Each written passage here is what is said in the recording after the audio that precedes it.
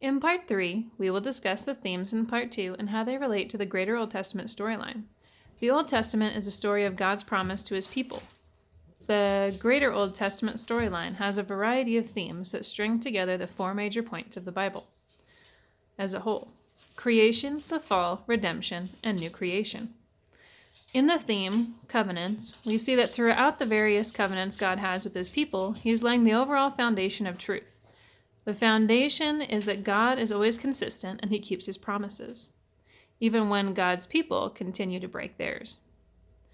God is steadfast in his word. When he says in Jeremiah 31:34 that God will forgive our wickedness, we can look at the previous covenants and know that he truly means we will be forgiven. God wants to save his people, and he will through his new covenant mentioned in Luke 22. In the second theme, idolatry, we see people, time and time again, following these false idols. God is very adamant that he is the one true God.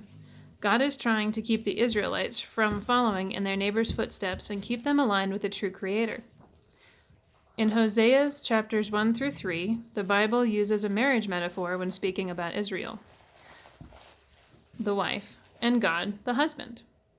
We see in these chapters that God is upset that Israel had turned to idolatry, just as a husband would be upset if his wife turned to adultery.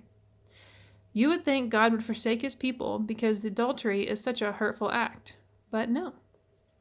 Hosea pays to have his adulterous wife come back to him. God creates humans in his likeness, and they turn from him to worship other gods. God had them sacrifice animals for their sins, and he would redeem them.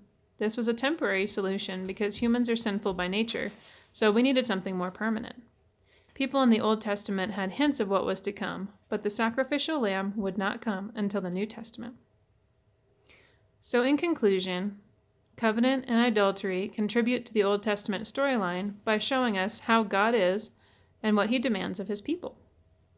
God will always keep his covenants with his people, and we can trust that God will fulfill his promise to us. God requires us to follow him and no other gods because he is a jealous God and loves us so much, and he wants us focused on him. Just because we are good people and we follow the laws and help others doesn't mean that we are saved. We need to believe in Jesus and not the false gods. We also need to be careful what we value, to stay away from earthly goals and focus on God and what he wants for our lives. So instead of following the idol of the biggest sports car or the most expensive house or things of that nature, to follow God and to do what he wants for our lives.